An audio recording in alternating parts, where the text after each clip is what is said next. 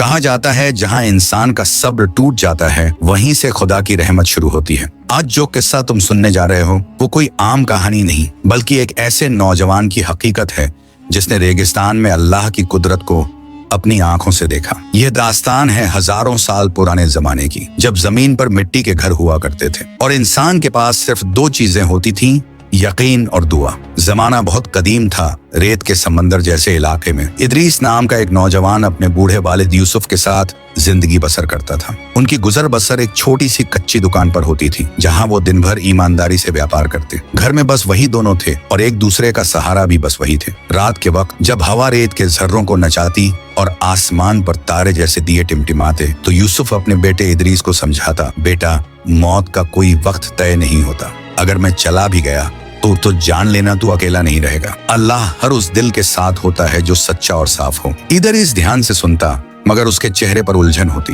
وہ پوچھتا، ابا اگر میں محنت کروں، سچائی سے ویاپار کروں تو پھر اللہ پر بھروسے کا کیا مطلب؟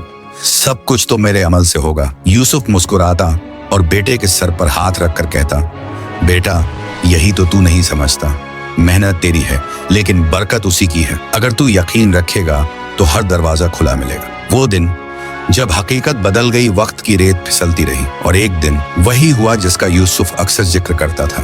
وہ دنیا سے رخصت ہو گیا، گھر کی دیواریں اب تنہا تھیں اور ہر کونا باپ کی آواز گونجاتا تھا، اللہ پر بھروسہ رکھو۔ ادریس نے خود کو کام میں جھونک دیا، دن بھر دکان میں مشغول رہتا، رات کو چھت پر بیٹھ کر تاروں سے باتیں کرتا، مگر اب تنہائی اس کی رگوں میں بس چکی تھی۔ ایک روز اسے مال لینے دوسرے قبیلے کے بازار جانا پڑا۔ وہ پہلی بار اپنے والد کے بنا اتنا دور جا رہا تھا، دل میں ڈر تھا مگر کاروبار کی مجبوری بھی۔ وہ اپنے اونٹ پر سوار ہوا اور روانہ ہوا، ریت کے سمندر میں امید کے سہارے۔ دن چڑھا اور پھر ڈھلنے لگا، سورج کے ڈھلتے ہی ہوا میں سردی اور سناٹا گھل گیا۔ پیاس اور تھکان نے جسم کو توڑ دیا، کھانے کا سامان بھی ختم ہو گیا تھا۔ اندھیرا گہرانے لگا اور ریگستان میں دور دور تک سوائے ہوا کی سیٹی اور اونٹ کی سانسوں کی آواز کے کچھ نہ تھا۔ ادریس نے اوپر دیکھا، اے میرے رب اب میں کہاں جاؤں؟ وہ وہیں ریت پر بیٹھ گیا، پیاس سے ہونٹ سوکھ گئے تھے۔ اس کے ذہن میں اپنے والد کی آواز گونج اٹھی، بیٹا جب سب دروازے بند لگیں تب اوپر دیکھنا، وہی دروازہ کھلے گا۔ اس نے ہاتھ اٹھائے اور پھسپھسایا، اے اللہ اگر میرے باپ کی باتیں سچ تھیں تو اس ویرانے میں میرے لیے پانی اور پناہ کا کوئی راستہ کھول دے۔ اچانک اس کا اونٹ بوکھلا اٹھا جیسے کسی نے اسے ڈرایا ہو۔ وہ بھاگنے لگا اور ادریس اس کے پیچھے دوڑا۔ تھوڑی دور جا کر اونٹ رک گیا۔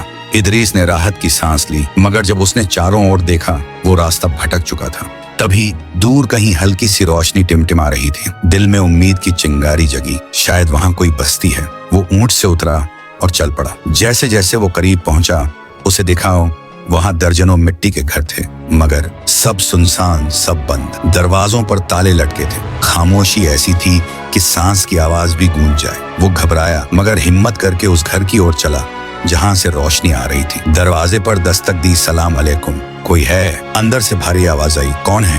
رات کے اس پہر؟ میں مسافر ہوں، راستہ بھٹک گیا ہوں، بس ایک رات پناہ چاہتا ہوں۔ کچھ دیر سناٹا رہا، پھر دروازہ کھلا۔ اندر ایک اپاہج بوڑھا آدمی بیٹھا تھا، دونوں پاؤں سے لاچار مگر چہرے پر سکون تھا۔ اس نے مسکرا کر کہا، آ جاؤ مسافر، یہ گھر سب کا ہے۔ ادریس پاس بیٹھ گیا۔ بوڑھا بولا، تجھے پیاس لگی ہے نا؟ ہاں بہت۔ یہاں پانی نہیں ہے بیٹے، پانی وہاں ہے جہاں دور روشنی دکھ رہی ہے، وہاں جا اور جو ملے صبر کے ساتھ لے آنا۔ ادریس حیران تھا مگر بھوک اور پیاس نے سوچنے کا وقت نہیں چھوڑا۔ وہ پھر اسی دشا میں چل پڑا۔ عجب جھونپڑی، جیسے جیسے وہ آگے بڑھا دور ایک جھونپڑی دکھی، اندر سے کسی کی دھیمی آواز آ رہی تھی جیسے کوئی خود سے باتیں کر رہا ہو۔ ڈرتے ڈرتے اس نے دروازہ کھٹکھٹایا۔ اندر سے آواز آئی، مجھے پتا ہے تجھے پانی چاہیے، آ جا۔ ادریس چونک گیا، آپ کو کیسے پتا؟ اندر ایک سفید داڑھی والے بزرگ نماز پڑھ رہے تھے۔ انہوں نے سر اٹھائے بنا کہا، جو تشنا ہے وہی پکارتا ہے اور جس کی پکار سن لی جائے بھی وہ راہ نہیں بھٹکتا۔ پھر اشارہ کیا، کونے میں مٹکا رکھا ہے، لے جا۔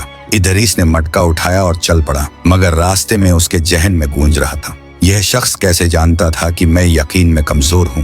گھر پہنچنے سے ذرا پہلے ہی وہ اندھیرے میں ٹھوکر کھا کر گر پڑا، مٹکا ٹوٹ گیا، پانی ریت میں سما گیا۔ وہ رو پڑا، ابا اگر آپ ہوتے۔ لاچار ہو کر وہ واپس لوٹا۔ مظلوم بوڑھا مسکرا کر بولا، کیا پانی نہیں ملا؟ ملتا تو تھا پر میں سنبھال نہ سکا۔